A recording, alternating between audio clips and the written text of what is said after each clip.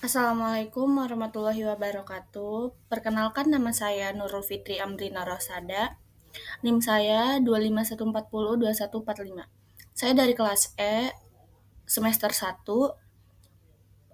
dari jurusan Bimbingan dan Konseling Islam. Di sini saya akan mempresentasikan kata baku dan kata non baku dalam bahasa Indonesia.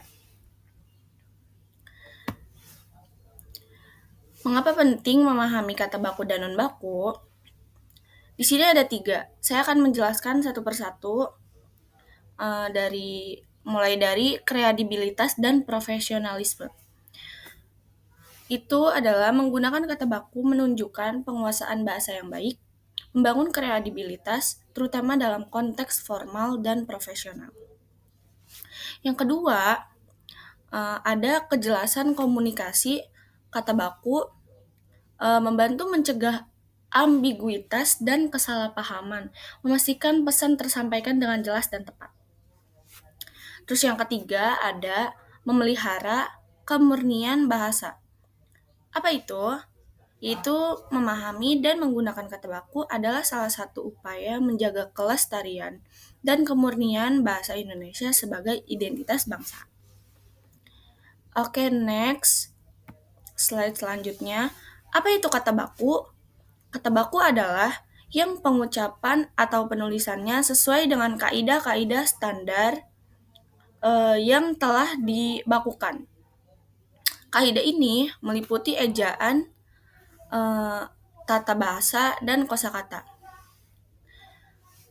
Terus ada tujuan utama penggunaan kata baku adalah untuk mencapai keseragaman dan ketertiban dalam penggunaan bahasa, terutama dalam konteks resmi dan ilmiah.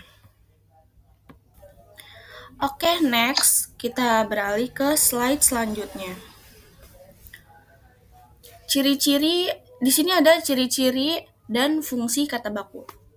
Ciri-ciri kata baku yaitu tidak dipengaruhi bahasa daerah atau asing. Terus ada tidak dipengaruhi bahasa percakapan. Tidak mengandung pleonasme. Terus ada tidak mengandung hiperkorek. Ada pembentukan kata sesuai kaidah. Tidak rancu. Terus di sini ada yang kedua ada fungsi kata baku. Yang pertama ada pemersatu. Pemersatu menyatukan berbagai dialek dan ragam bahasa. Kedua ada pemberi kekhasan. Yang ketiga ada pembawa kewibawaan. Dan yang terakhir ada kerangka acuan. Oke, next ke slide selanjutnya. Terus di situ di sini ada apa itu kata non baku, definisi dan sumbernya. Kata non baku adalah kata yang pengucapannya atau penulisannya tidak mengikuti kaidah standar bahasa Indonesia yang berlaku. Kata-kata umumnya muncul dan berkembang dalam percakapan sehari-hari atau bahasa pergaulan. Meskipun tidak baku, kata non baku seringkali lebih fleksibel dan ekspresif, mencerminkan dinamika komunikasi informal.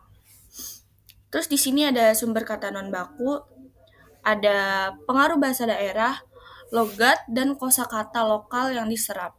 Terus ada pengaruh bahasa asing kayak kata serapan yang belum dibakukan atau disesuaikan. Terus ada bahasa percakapan sehari-hari, kesingkatan, akronim, atau pengucapan yang disederhanakan. Terus ada inovasi bahasa, munculnya istilah baru dari interaksi sosial atau media sosial. Dan ada di slide selanjutnya yaitu ciri-ciri dan konteks penggunaan kata non baku. Ciri-ciri kata non baku itu ada dipengaruhi bahasa daerah atau asing. Terus ada dipengaruhi bahasa percakapan atau pergaulan. Terus ada bentuknya mudah berubah-ubah. Digunakan dalam konteks tidak resmi. Tidak terikat aturan ejaan atau puebi. Terus di sini ada konteks penggunaan kata non baku. Percakapan sehari-hari dalam obrolan santai dengan teman atau keluarga.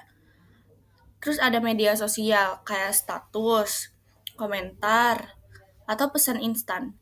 Sastra non formal. Contohnya kayak cerpen, novel, atau lirik lagu yang ingin diciptakan dengan suasana yang akrab. Terus yang terakhir ada iklan dan promosi. Itu untuk menarik perhatian dengan gaya bahasa yang lebih populer.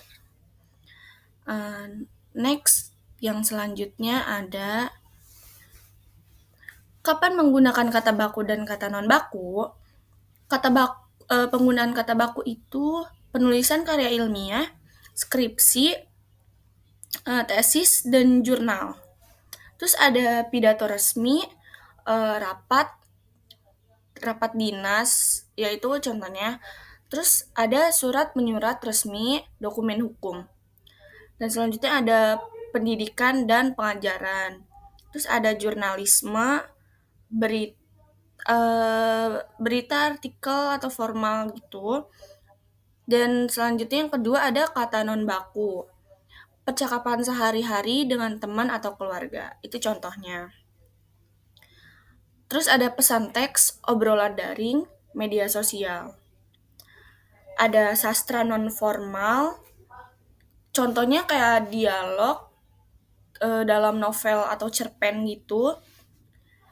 Terus ada iklan atau kampanye pemasaran yang menyasar halayak umum.